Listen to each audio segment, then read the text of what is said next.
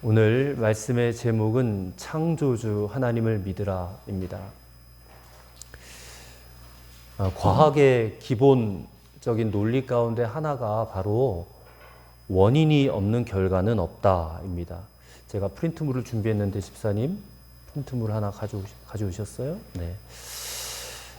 그래서 원인이 없는 결과가 없다 이 말은 결과가 있는 것은 반드시 원인이 있다라는 말과 같잖아요. 그러니까 이 땅에 존재하고 있는 것에는 그것이 존재하게 된 원인이 반드시 있다라는 것입니다. 뭐 쉽게 말해서 여기 마이크가 있는데 이 마이크가 존재하게 된 원인은 이거를 만든 사람이 있다는 거죠. 그죠?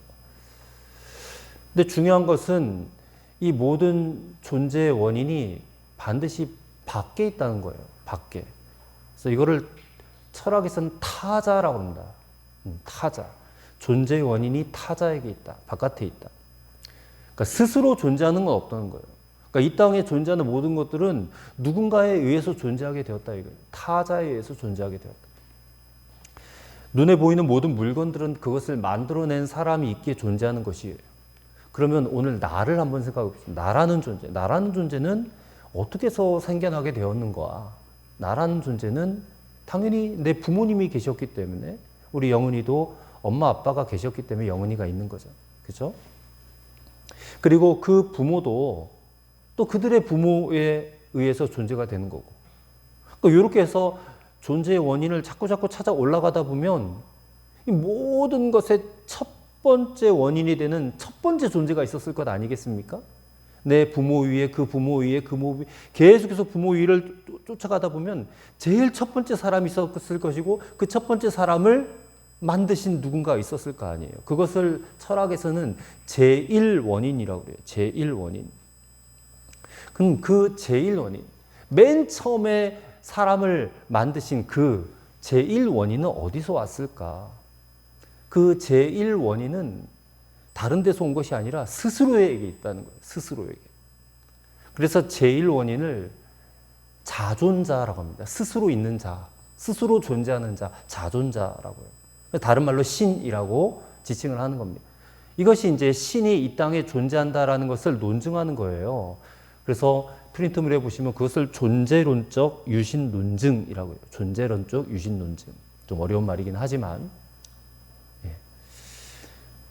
근데 이런 생각조차 해보지도 않고 무조건 신이 없다라고 말하는 사람들이 있다는 거예요. 신이 없어. 신이 어디 있어? 눈에 보이지 않잖아. 그렇게 결론을 내버려요. 그거는 사람이 할 일이 아니라는 것입니다. 이렇게 간단한 생각만 해봐도 신이 계시다, 신이 있다라는 것을 우리가 깨달을 수가 있는데, 근데 신이 있다라고 믿는 것을 대부분의 사람들은 비과학적인 사고자다. 그리고 신이 없다고 믿는 자들이 과학적인 사고자다. 그렇게 생각하는데 그것만큼 어리석은 말이 없다는 거예요. 적어도 우리가 배운 지식인이라면 이 땅에 신이 존재한다라는 것을 이 정도의 합리적 사고로 받아들일 수 있어야 한다라는 것입니다. 근데 문제가 있어요. 이 땅에 신이 존재한다라는 것은 입증이 되었어요. 논증으로 입증이 될 수 있는데 그 신이 과연 기독교가 말하는 하나님이냐라는 거예요. 그 신이 하나님이냐. 근데 그것은 이게 논증이 불가해요. 입증할 수가 없어요. 하나님은 논리적으로 입증할 수 있는 분이 아니에요. 그래서 이거는 인간의 사상, 철학으로 할 수 있는 것이 아니라 이건 신학의 영역이에요. 신학. 더 나아가 신앙의 영역이에요. 신앙. 그래서 어떤 신학자는 이런 말을 했습니다. 인간이 이해가 되는 신은 신이 아니다 그래요. 인간의 생각으로 이해되는 신은 신이 아니다. 왜냐하면 신은 무한한 세계에 존재하시기 때문에 그래요. 우리는 유한한 세계에 존재하잖아요. 근데 신은 무한한 세계에 존재. 우리랑 사는 세계가 달라요. 차원이 달라요. 그래서 유한한 세계 속에 사는 우리가 무한한 세계 속에 사는 그분을 논리적으로 이해를 한다는 것은 불가능한 일이라는 거예요. 그래서 이 신이라고 하는 존재는 우리의 이해 안에 있지만 하나님, 기독교가 말하는 하나님은 우리 이해 밖에 계시는 진리 그 자체이신 분이에요. 그래서 이해 바깥에 계시는 분을 우리의 이 작은 머리로 이해하려고 한다는 것 자체가 불가능하다는 것입니다. 그렇다면 그래도 우리는 이해를 해야 되거든요. 이해를 해야 돼요. 이해 밖에 있는 그 진리이신 그분을 우리가 어떻게 이해할 수 있는가? 이해 바깥에 계신 하나님을 어떻게 이해할 수 있느냐? 오직 유일한 한 길이 있는데 그 길이 뭐냐? 바로 믿음이라는 겁니다. 믿음. 그래서 믿음을 얘기하는 거예요. 믿음. 우리는 믿음으로 이해 바깥에 계신 하나님을 이해하게 돼요. 오직 믿음밖에 없어요. 첫째로 믿음으로 이해에 이르라는 것입니다. 자, 만약에 여기 우리가 지금 초신자들이 없지만 만약에 우리 교회에 처음 오시는 분들이 계시다면 오시기 전에 이 교회가 어디쯤 붙어 있는지 약도를 확인하고 와요. 주소를 확인하든지 아니면 자동차를 타면 내비게이션을 확인하고 옵니다. 그렇다면 그 주소나 약도나 내비게이션에 나오는 그것을 우리가 알고 왔습니까? 믿고 왔습니까? 처음에는 누구나 다 믿고 온단 말이에요. 그 약도가 확실히 맞을 것이다. 그 주소가 확실히 맞을 것이다. 그 내비게이션이 가르쳐주는 그 길이 확실히 맞을 것이다 라고 믿고 간단 말이에요. 그래서 그 약도대로 내비게이션대로 갔더니 교회에 도착하게 되었고 그래서 이제 교회에 가는 길을 이해하게 된 거예요. 그래서 그 다음부터는 믿고 가는 게 아니라 알고 간다는 거예요. 이해로 믿음에 이른 게 아니라 믿음으로 이해에 이르게 되었다라는 것입니다. 그렇다면 이게 세상 모든 진리도 다 마찬가지예요. 우리 학교에서 수학을 배우고 국어를 배우고 영어를 배울 때 이게 처음부터 그렇게 그것이 진리라는 것이 이해가 되어집니까? 다 믿음.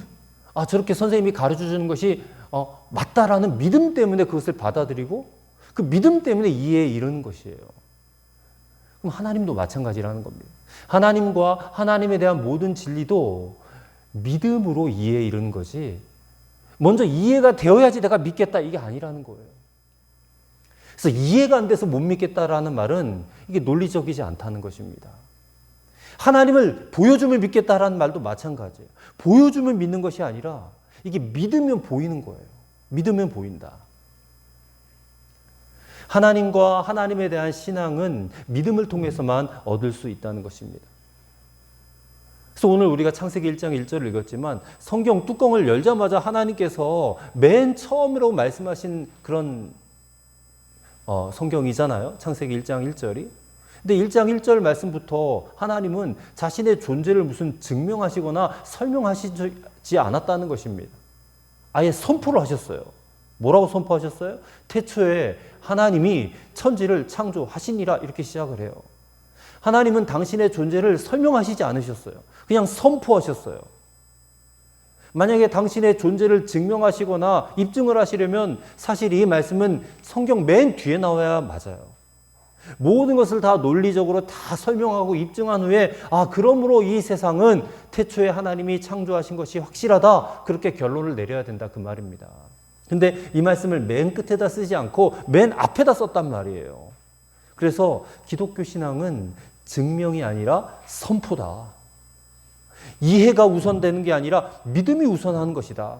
그래서 이 말씀을 그냥 믿으라는 거예요. 무조건 믿으라. 그래서 기독교 신앙에 입문할 때의 핵심은 뭐냐? 바로 믿음이라는 거예요. 가장 중요한 것은 믿음이에요.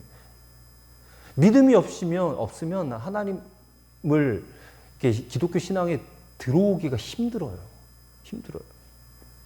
그래서 우선 믿음으로 하나님을 받아들이셔야 돼요. 받아들이셔야 돼요. 그리고 그것을 이제 우리의 삶이라고 하는 밭에다가 심어야 됩니다. 그러면 심으면 반드시 열매가 나지 않겠어요?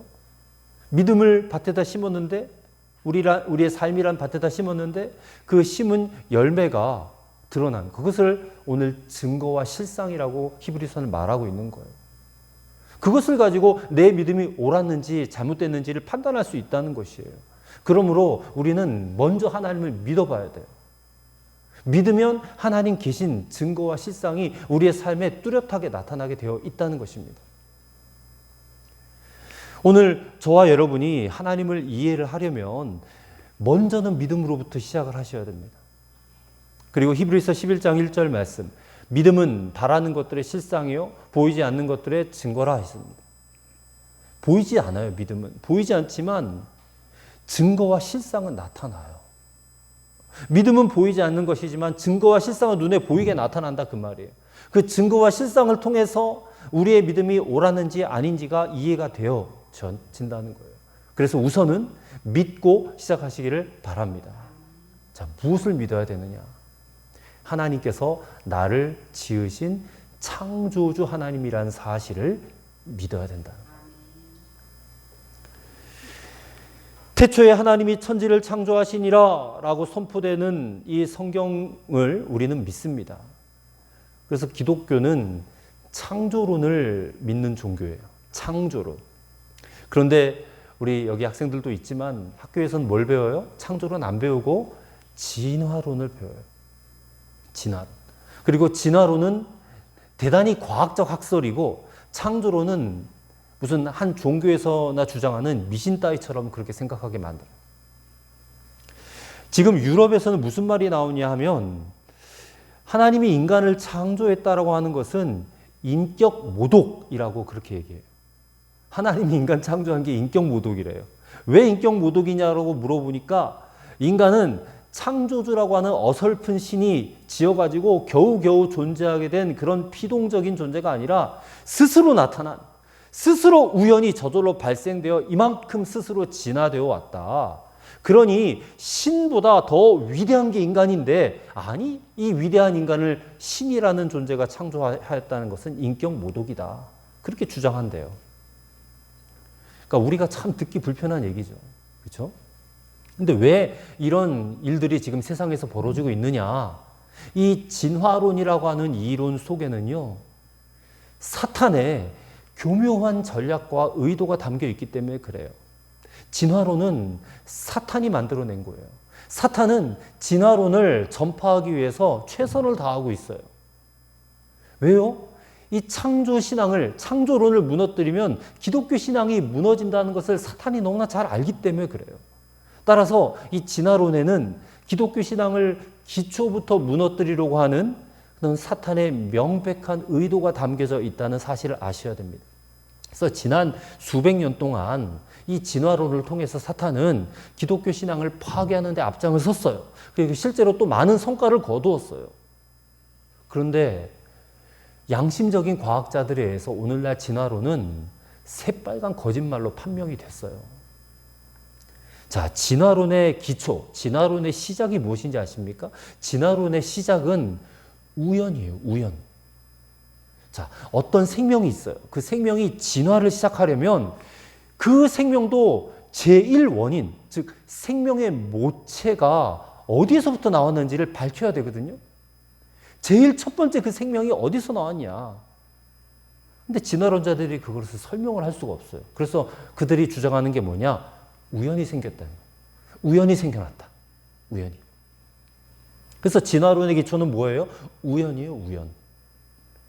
자, 그에 반해 창조론의 기초는 뭡니까? 필연이에요, 필연. 하나님께서 만드신 이 창조물들이 그냥 우연히 만들어졌다는 것은 있을 수가 없어요. 이 땅에 존재하고 있는 모든 피조물, 하다못해 파리, 모기, 우리가 쉽게 잡아 죽인 그런 것들도요, 다 하나님의 뜻과 계획이 있어요. 어느 한 사람도, 어느 한 생명도 우연히 이 땅에 존재하는 그런 생명은 없다는 것입니다. 누구나 다 목적이 있고 계획을 갖고 뜻을 갖고 생겨나고 태어난 그런 필연적인 존재예요. 자, 진화론에 따르면 저나 여러분은 이 땅에 우연히 태어난 존재예요. 그러니까 우리는 신앙이 있기 때문에 이 얘기 들으면 참 기분이 나빠요. 당신 보고 우연히 태어났어요 그러면 얼마나 기분이 안 좋습니까? 우연히 태어났다는 건 뭐예요? 나라는 존재가 그냥 하찮게 여길 수도 있는 존재라는 거 아니에요? 더 나아가 무의미한 존재가 될 수 있는 거 아니에요? 그리고 사람에게 있어서 일어나는 모든 일들도 다 무의미한 일이 되고 마는 것 아니겠어요?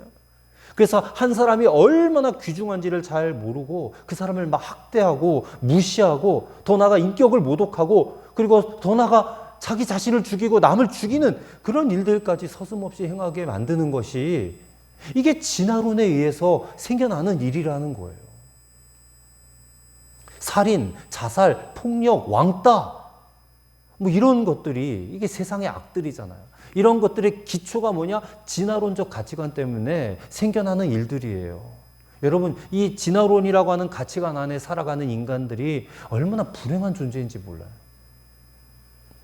그러나 우리의 출생을 우연이 아니라 필연으로 이해를 하면 이제 우리 자신의 존재는 굉장히 유의미한 존재예요. 우리 자신에게 일어나는 모든 일들도 다 유의미해요. 창조론을 믿고 사는 한 우리는 절대로 무의미한 존재가 아닙니다. 그리고 결코 우리에게 일어나는 일들도 무의미한 일들이 일어나는 게 아니에요. 다 의미 있는 세상에서 의미 있는 존재로 살아가게 돼요. 한 사람을 귀중하게 여기고 존중히 여기며 인격적으로 대할 뿐만 아니라 더 나아가 기독교의 최고 가치가 뭡니까? 바로 사랑 아니에요. 사랑.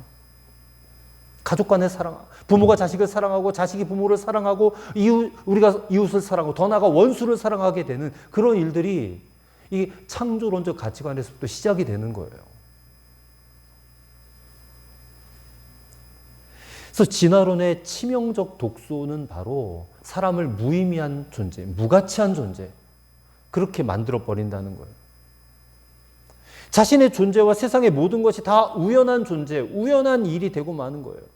그러면 여러분, 이런 가치를 심어주는 이론이 과연 무슨 유익이 있습니까? 무슨 필요가 있겠어요?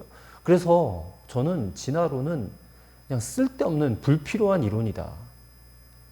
그리고 이미 많은 양심적인 과학자들에 의해서 진화론은 새빨간 거짓말이다라는 사실이 드러나고 있어요.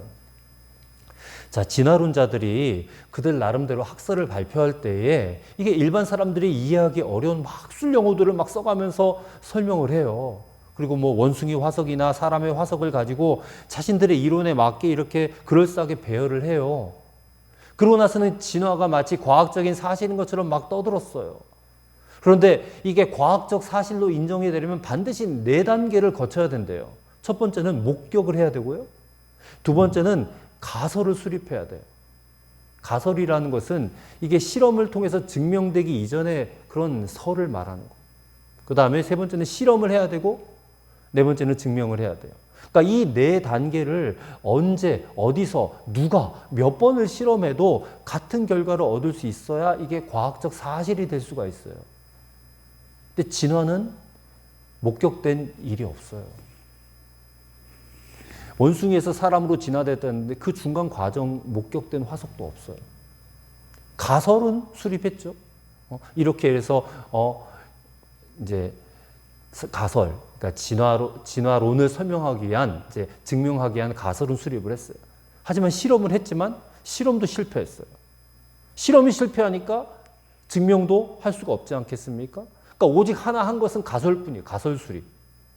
그래서 진화는 진화론이라고 붙이면 안 되고 진화 가설이라고 해야 돼요. 사실은 론이 아니에요. 가설이에요. 가설. 그래서 가설을 수립하고 그 진위 여부를 증명하려고 보낸 세월이 100년이 넘었어요. 근데 그 긴 세월을 통해서도 아직까지도 증명을 하지 못했다면 이 가설은 거짓된 것으로 폐기 처분돼야 될 뿐이에요. 그러니까 지금까지 진화론자들이 발표했던 모든 진화 이론들은 이게 정말 폐기되어야 돼요. 그렇다면 남은 이론은 하나밖에 없지 않겠습니까? 전능하신 하나님께서 고도의 지성으로 창조했다는 거예요. 그림을 한번 보세요. 세포, 이게 우리 몸의 세포 하나를 이렇게 단면을 보여드린 거거든요. 이 세포 안에 이 세포 크기를 한번 이 세포 크기는요, 우리가 글을 쓰고 나중에 마침표 하나 딱 찍잖아요. 그 마침표의 1000분의 1 정도 되는 크기예요. 마침표 찍은 거에 1000분의 1, 눈에 보이지도 않겠죠. 아주 미세한 육안으로 보이지 않아요.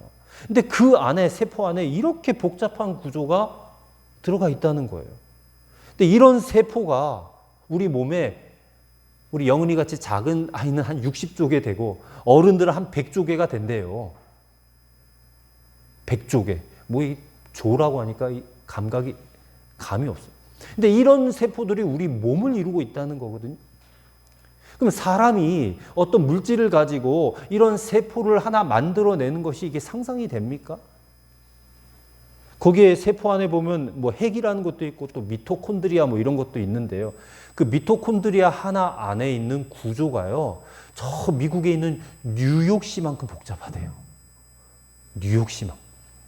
그리고 이 핵 안에 무슨 DNA라는 것이 있는데 그게 막 이중으로 꼬인 나선 실처럼 그렇게 되어져 있대요. 그리고 동그랗게 생긴 그 핵 안에는 염색사가 나오는데요. 그 염색사 안에 유전 정보가요, 마이크로필름 안에 기록되어 있는 것처럼 되어 있대요.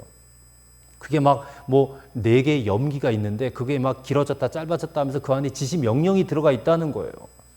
자, 그 명령을 인간의 난자와 정자가 결합해 수성세포가 얽혀져서 계속 세포를 만들어내는데 그게 어머니 자궁 속에 탯줄로 공급되는 여러 가지 영양을 가지고 세포를 끊임없이 만들어내서 아기가 되어지는 거래요. 그게 이제 사람이 밝혀낸 거예요. 연구를 통해서. 여러분, 이게 우연히 되는 거예요? 이게 우연히 될 수 있는 일입니까? 말이 안 되잖아요. 말이 안 되잖아요. 이런 것들이 우연히 만들어진다는 건 말이 안 돼요. 이건 하나님께서 정말 아까도 표현했듯이 고도의 지성으로 만들어내신 거예요. 고도의 지성으로. 그리고 사람과 원숭이예요. 염색체 수도요, 다르기 때문에 원숭이에서 사람으로 진화된다는 것 자체가 말이 안 돼요. 염색체 수가 원숭이는 54개고 사람은 46개예요. 사람이 더 적어요. 그러니까 사람이 원숭이 데리고 해도 안 되고 원숭이가 사람이 데리고 해도 안 돼요. 다른 것들의 염색체 수 보세요. 소는 60개, 고양이는 38개, 개는 22개, 잉어는 104개나 되네. 잉어가 사람보다 염색체가 많네요. 많다고 좋은 것도 아니잖아요. 그렇죠? 뭐 닭은 77개, 완두콩은 14개, 담배는 48개, 벼는 24개. 담배가 사람과 좀 비슷하네요. 염색체 수가. 그러니까 이게 어떤 유전 법칙이 밝혀지기 전까지는 이 진화론이 마치 맞는 것처럼 보였는데 이게 유전 법칙이 밝혀지고 나니까 이게 진화는 말이 안 된다. 이게 밝혀졌다는 거예요. 그래서 결론적으로요, 진화론은 90% 거짓말이 아니고 100% 거짓말이에요. 완전 거짓말이에요. 여러분, 우리는 교회를 다녀요. 기독교 신앙으로 살아야 돼요. 근데 그렇게 하기를 원한다면 가장 먼저 해결해야 될 것이 바로 진화론적 가치관을 버리는 일부터 시작해야 돼요. 그리고 창조론을 믿어야 돼요. 하나님이 나를 창조하셨다. 그리고 그 창조론을 믿는다는 것은 나와 이 모든 세상이 우연히 만들어진 것이 아니라 필연적으로 만들어졌다는 것을 믿는 거예요. 나라는 존재, 이 세상의 모든 일들이 하나님의 특별한 뜻과 계획, 의도가 있음을 믿는 거예요.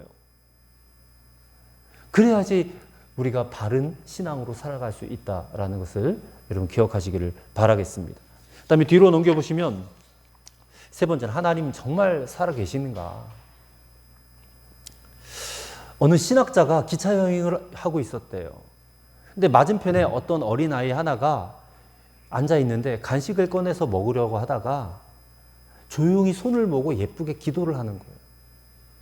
그래서 이 신학자가 보니까 그 아이가 너무 예쁘고 착해서 이렇게 말했어요. 얘야, 너 말이다.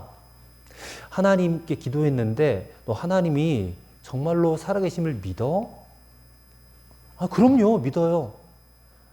그러면 이 신학자가 이제 장난기가 발동했어요. 그러면 하나님이 어디 있는지 말해봐. 그러면 내가 사과 한 개 줄게. 그랬다는 거예요. 그랬더니 이 아이가 그 신학자의 얼굴을 빤히 쳐다보면서 이렇게 말을 해요. 아저씨, 하나님이 어디 안 계신지 말하면 내가 사과 한 박스 사드릴게요. 그랬다는 거예요.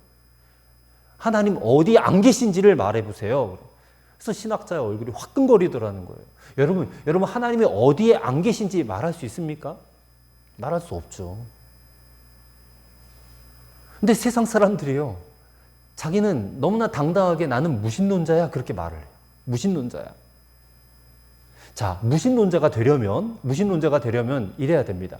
하나님이 없다, 안 계신다라는 사실을 논리적으로 확실하게 증명할 수 있어야 무신론자가 돼요. 근데 하나님이 안 계신다는 것을 논리적으로 또 실험적으로 증명할 수 있는 사람이 과연 있느냐는 거예요. 단언컨대 단 한 사람도 없어요. 단 한 사람도 없습니다. 예를 들어서 누군가가 우리나라 구석구석을 다 뒤져봤는데 우리나라에는 하나님이 없다 이렇게 말한다면 뭐 그 사람은 거짓말을 하는 거죠. 우리나라가 뭐 좁다고는 하지만 사실 우리가 평생 다녀도 다 다녀볼 수가 없어요. 우리나라도. 어떻게 구석구석 모든 마을을 다 돌아다닐 수 있겠습니까? 그러니 하나님이 없다라는 것을 증명하는 논리 자체가 성립이 되지를 않기 때문에 여러분 조금만 상식이 있으면 머리가 있으면 무신론자라는 말을 못해요. 또 무신론자가 되려면 하나님이 존재하지 않는다는 것을 논리적으로 증명하는 논문도 써야 돼요. 근데 이 논리학의 세계에서는요, 없다는 것을 증명하는 논리 자체가 없대요. 어려운 말이에요. 없다는 것을 증명하는 논리가 없대요. 따라서 신이 존재하지 않는다, 하나님이 존재하지 않는다는 것은 증거가 없기 때문에 논리가 성립이 되지 않아서 아무도 무신론 논문을 쓸 수가 없다는 것이에요.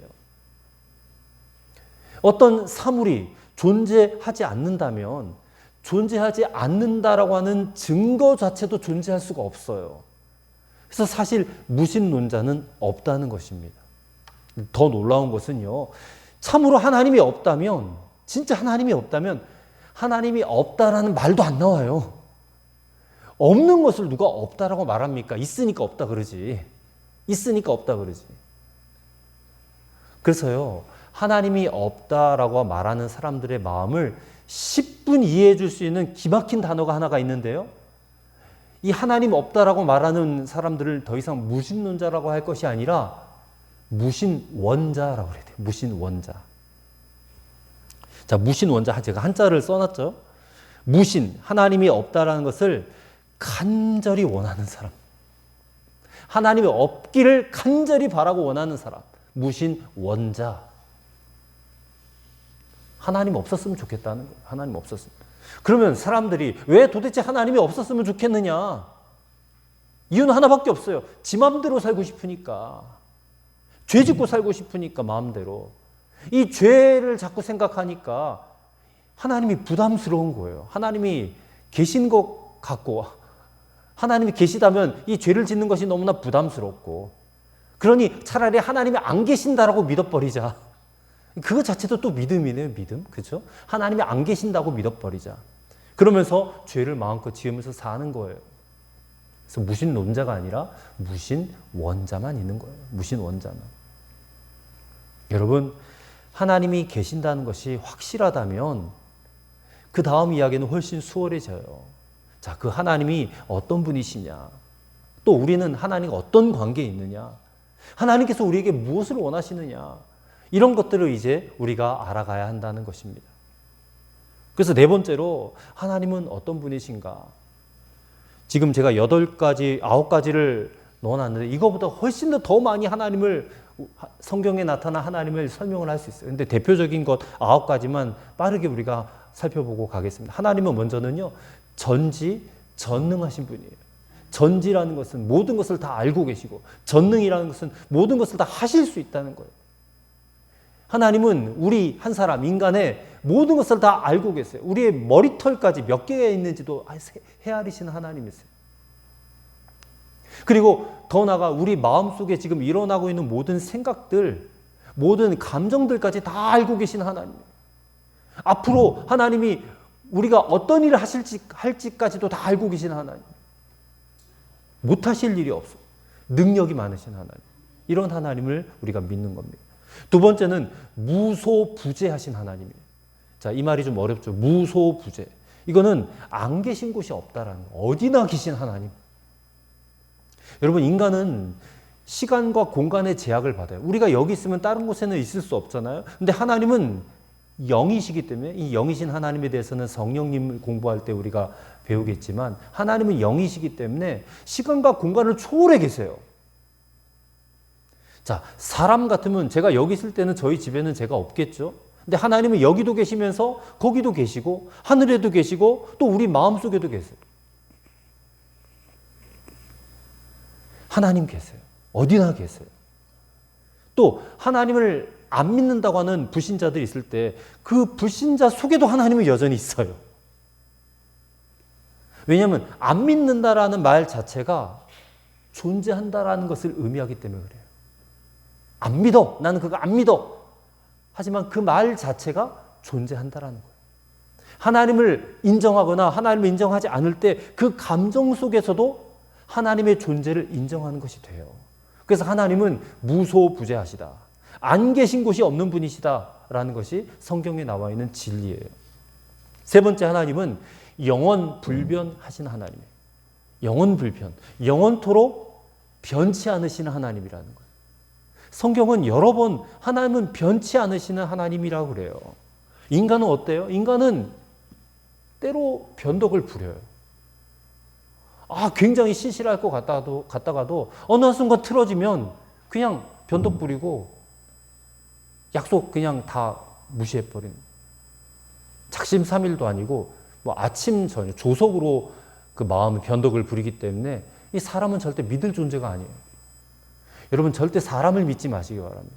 인간 목사 저도 믿지 마시기 바랍니다. 우리가 믿을 대상은 오직 하나님 한 분이지 사람은 믿을 존재가 못 돼요.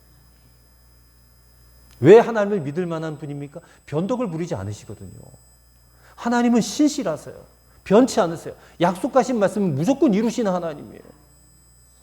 근데 그 하나님이 자꾸 변덕을 부리는 하나님이라면 우리가 어떻게 믿을 수 있습니까? 그러니까 변덕 부리지 않는 하나님이시다. 네 번째, 하나님은 완전하시고 거룩하신 분이세요. 거룩하신 분이세요. 세상에 많은 신들이라고 하는 것들이 있는데 그런 다른 신들과는 비교조차 할 수 없는 하나님이에요. 그 하나님은 완전하시고 거룩하신 분이세요. 누구하고도 비교해서는 안 돼요. 그리고 하나님은요, 우리가 다른 신 섬기는 것을 얼마나 질투하시는지 몰라요. 구약 성경 읽어보면 그 선택받았던 이스라엘 백성이라고 하는 자들이 하나님만 섬겨야 되는데 하나님도 섬기고 바알도 섬기고 아스다롯도 섬기고 뭐 여러 가지 다른 가나안 땅에 있는 신들을 다 섬겨요. 그러니 하나님은 얼마나 화가 나시겠어요. 그래서 우리 하나님은 질투하신 하나님이에요. 거룩하시기 때문에 질투하신 하나님. 거기에 추가를 해두시길 바랍니다. 다섯 번째, 하나님은 참 사랑이 많으신 하나님. 요한일서 4장 8절에 보면 아예 하나님은 사랑이시다 그래요. 하나님은 사랑 그 자체. 우리 인간이 누군가를 사랑할 수 있잖아요. 근데 그 사랑이 어디서 나왔느냐? 하나님에게서부터 나왔어요. 인간은 절대 스스로 사랑할 수 없어요. 하나님이 사랑을 주셨기 때문에 그 사랑으로 내 가족을 사랑하고 내 부모를 사랑하고 내 이웃들을 사랑하는 거예요. 그래서 하나님은 사랑 그 자체세요. 근데 되게 사람들은요, 하나님이 사랑이시다는 사실은 쏙 빼버리고 하나님은 두려운 분이다라고만 생각을 해요. 가까이 하기 너무 먼 당신처럼 두려워해요. 그래서 하나님 가까이하기를 두려워하는데 사실은 하나님은 우리와 함께 하기를 원하시고 가까이 하기를 원하시고 그러신 분이에요. 그래서 하나님과 사랑의 교제를 나누기를 원하신다는 겁니다. 여섯 번째, 하나님은 오래 참으시는 하나님이에요. 자, 오래 참으신다. 무엇에 대해서 오래 참으실까요, 하나님이? 우리의 연약함, 부족함, 죄. 죄에 대해서도 오래 참으신 하나님. 근데 이거를 오해하시는 분들이 계세요. 하나님 오래 참으시니까 사랑이 많으셔서 너무나 좋으셔서 오래 참으시는데 그러다 보니까 뭐 죄를 지어도 하나님 뜻대로 살지 않아도 나한테 아무 일도 일어나지 않으니까 하나님이 모르시겠거니 그렇게 생각하다가는 큰일 나요. 하나님이 워낙 자비로우시고 오래 참으시기 때문에 제가 언젠가는 깨달을 날이 오겠지 하고 기다려주시는 것이지 모르시는 것이 아니라는 거예요. 하나님은 전지전능하시다 그러죠. 다 알고 계세요. 우리 속 마음까지 다 꿰뚫어 보고 계신 하나님이신데 우리가 자꾸 하나님을 속여 먹으려고 속이려고. 근데 속지 않으세요. 하나님은 절대로. 하지만 참고 계세요. 참고 계세요. 그다음에 일곱 번째, 하나님은 역사의 주관자가 되시는 분이에요. 역사의 주관자니까 되게 어려운 말인데 물론 이 역사, 이 나라의 역사가 있잖아요. 이 나라의 역사도 하나님이 다 주관해 오셨어요. 그리고 우리 한 사람, 우리 개인의 역사도 하나님이 다 주관해 오셨어요. 나라와 국가의 흥망성쇠도 하나님이 손에 쥐고 계시고 우리 한 사람의 개인의 흥망성쇠도 하나님이 쥐고 계세요.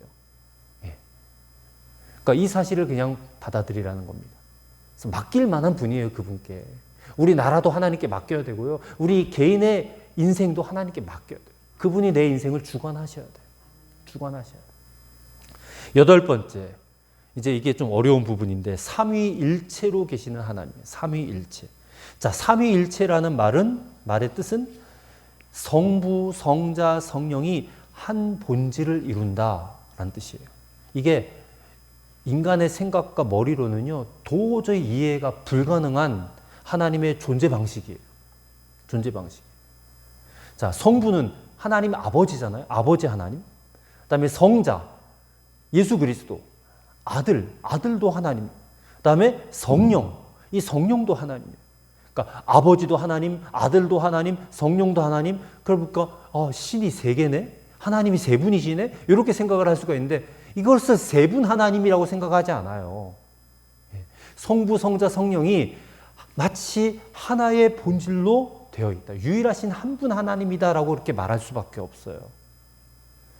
이것이 성경이 말하고 있는 삼위일체, 그런 성경적 교리를 말하는 겁니다.